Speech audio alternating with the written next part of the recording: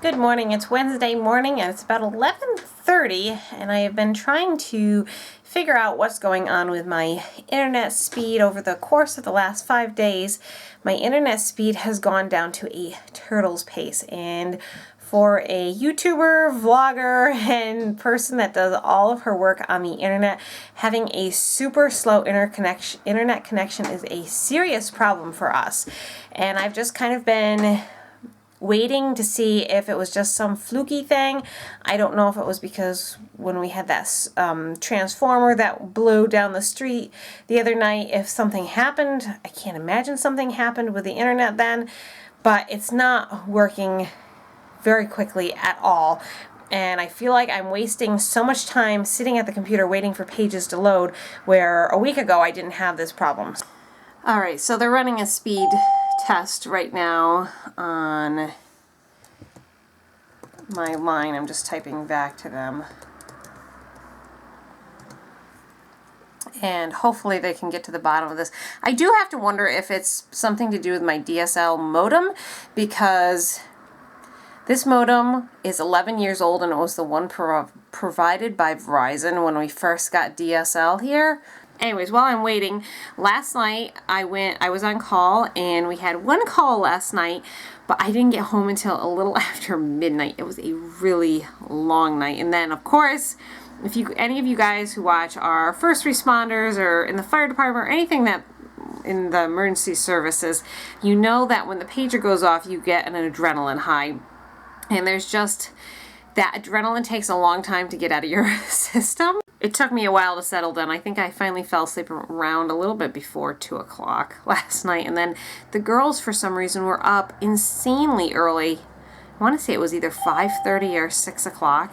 And we told them that it was not time to get up, but they were like little jumping beans. I'm getting asked a gazillion questions on here, and we still haven't figured out what the problem is, so I keep waiting. Grace is over there playing in the corner with her kitchen. I'm really glad I got that cleaned up. Charity took the 2 little girls upstairs, and they are making some cards and crafty things like that while I'm doing this. Tonight I have a EMS training, and how appropriate it is on OB deliveries. So perfect for me. Hopefully I won't be the dummy or anything like that, because that usually happens when there's a pregnant woman in the class. But it includes a dinner and then the lecture, and I have another person from the emergency squad going down with me. So that's going to be tonight, and Art's going to be on his own with the 6 kids. So it's going to be an interesting evening for him. Got that taken care of. We're buying a new modem from Verizon. Yay, good job. Yay. Gracie's going potty for mommy. But we're getting a new modem. The other one was 11 years old and original to our DSL.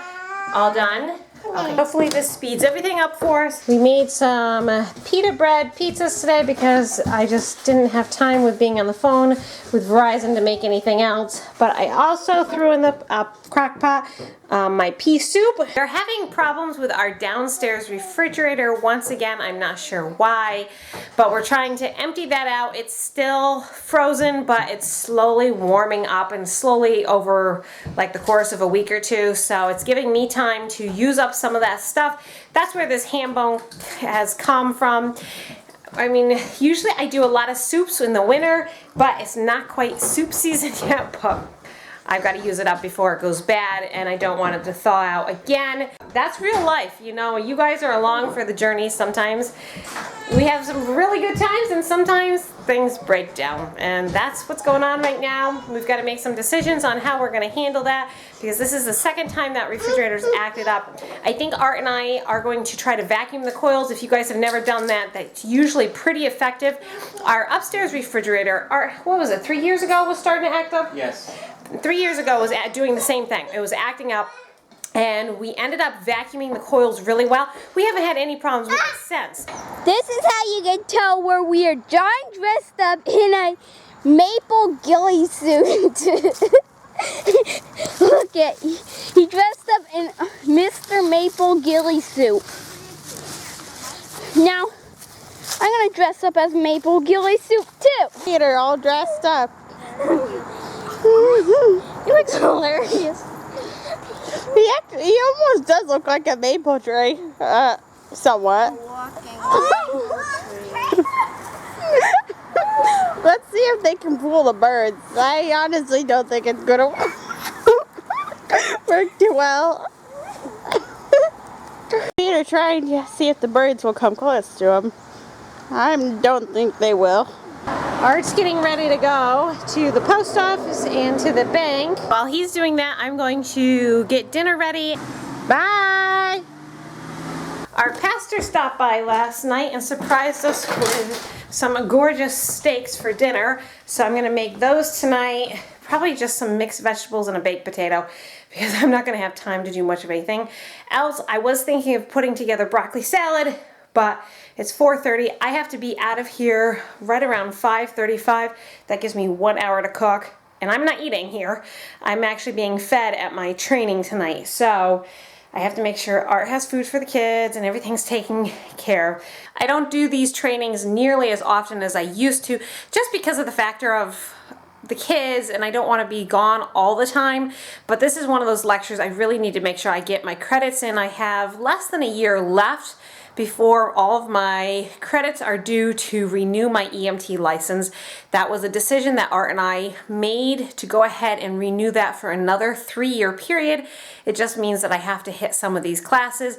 This topic is on OB deliveries, and first of all, how applicable considering my circumstance at the moment, but also it's a hard lecture to find around the area, so I'm trying to take advantage of the ones that I can find, and the fact that they're feeding me is just sort of a plus.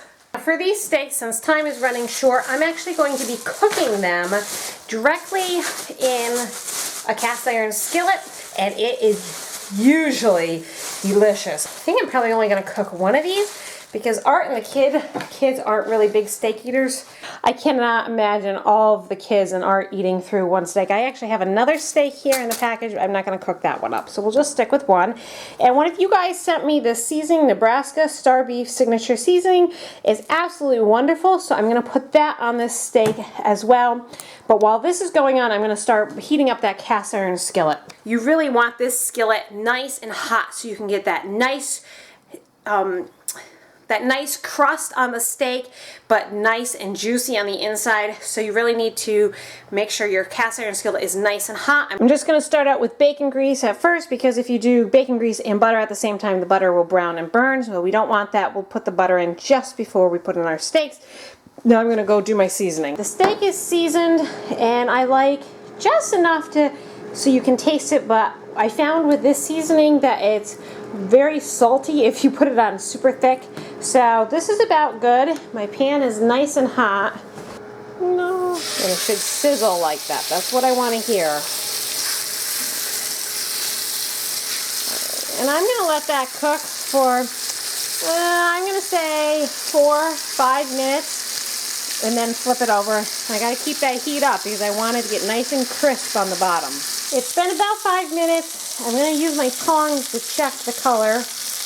I'm thinking it should be just about how I like it. Yep, see, we're just starting to get those nice brown spots there. So now I've got to turn this, but I can't do that holding the camera and the steak, so I'll be right back. All right, that looks good. We're going to cook it for another 5 minutes, and then I'm going to check the temperature. I know that everyone has their own preference on how they like steak. Some people like it more rare, some people like it in the middle, and then some people like it so it's fully cooked.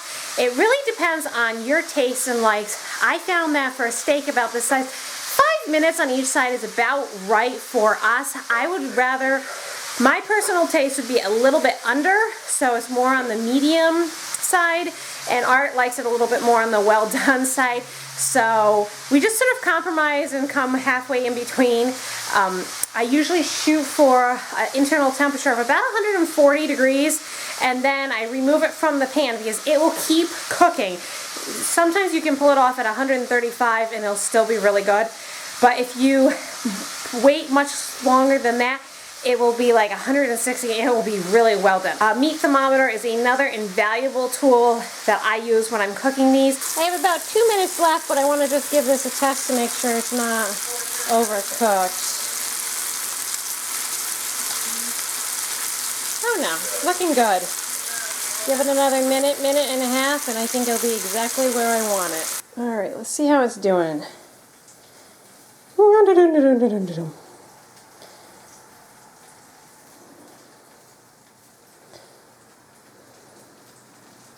See, there's different spots in the steak are going to be more well done. Here we are almost at 160.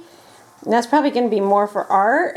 And then these sections in the middle are not as cooked, so that's more my section. My potatoes are cooking right now, and the steak's done. I'm going to cut up some tomatoes. And I think that... And oh, I got to start cooking the mixed vegetables. That's next on the list. But then I think my dinner's all set, and we're doing really well on time. It's not even quite 5 o'clock. So that was made in exactly 20 minutes. I put that steak on and it cooked. So this is a really quick and simple dinner. If you guys ever thought that steak is not a quick dinner, it actually can be really fast in the cast iron skillet. The kids are home, but I'm going to quick make a gravy. I'm just going to use some red cooking wine to deglaze the pan a little bit. Not too much. All for flavor. And I'm just going to try to scrape up the little bits on the bottom of the pan. Because remember, that's all that flavor that we're going to have for gravy. I'm going to add a little bit more butter because the steak didn't really give off that much. So we'll put that in there. Let that get nice and hot. Look at that. That's all scraped up now, and that's all flavor. Pretty much you're making a basic roux. All right, so that's good. Now I'm going to add a little bit of flour, probably 2 tablespoons-ish. Sorry, guys, I'm not really good at measuring. I just kind of dump and pour. And we're going to stir that in. All that fat. And let it cook for a minute. Okay. Look at that dark brown flavor. That's all going to be yummy. Alright, that might have been a little bit too much flour. Usually it doesn't look quite that lumpy, but that's alright. Now I'm going to add approximately 1 cup of just beef broth or beef juice, whatever you have. And usually you'd be stirring when you add that, except I'm holding a camera. I don't have a third hand. So I'm just gonna try to break up those lumps. Most of the lumps have dissolved, and we're just gonna cook this until it's nice and thick, which probably be another minute or 2. Won't be too long. Then we'll give it a taste and see how it tastes and go from there. So you can see how nice and silky and satiny. Oh, wonderful. Wanna try some, Charity? Did you know the potato is 86 degrees? Yeah, the potatoes are. 186. Okay, we're gonna let Charity try this. Hot, blow on it. How does it taste? Good. Like it? That's good. Yeah, and that's gonna be for those who want it on their potatoes. I doubt they're gonna want it on their steak because that would ruin like a perfect good steak. But would you like to try some? What do you think? Do you like it? Yeah. Are you gonna put some on your potato? Yeah. Wanna lick this finish licking the spoon? Yeah. Mmm, yum. You want some more? You can have some more with your potato, okay? What's that, Gracie? You want a taste too? Or you just like talking to the viewers? No, you can't have the camera. Sorry. Would you lift your bear? And I got this. And Mary has her purse from one of our viewers. Yeah, you want to take my car? Sure. What do you have in there, Mary? I got this. Oh, did you make that today? Nice job. Go do some. All right. Everyone is eating their steak, and what do you guys think? Yum. It's pretty good. It's I can't believe it. Lydia, did you eat all your little pieces? Wow. And how about you, Mary? You're working on it. Is it good? Grace, I don't think you had any yet, but you don't really have any teeth to really chew this up. Oh, thank you. Should I make it again? I got to get out of here in about 10 minutes, so I'm going to leave the camera and the videographing to Art and the kids. Hopefully all will go well here while I am gone. We're going on a walk to the library with all the kids. And Mary and Grace are riding in the stroller right now. While we're walking, the boys are trying to solve a mystery. No, it's confidential information. Oh, it is? Okay. No, the viewers can know. No, the viewers cannot know. It's confidential information, so we're sorry we can't tell you, but we want to keep it secret. The boys think they saw someone behind our house. Daddy! Daddy, it's confidential Oh, information. but they might have heard a gunshot. John just said he had to stop talking because they're too close to a public place. So they have to be very confidential about this. And we're at the library. The boys wanted to get some spying books. And I said, sure, that's fine. What, you see bird books?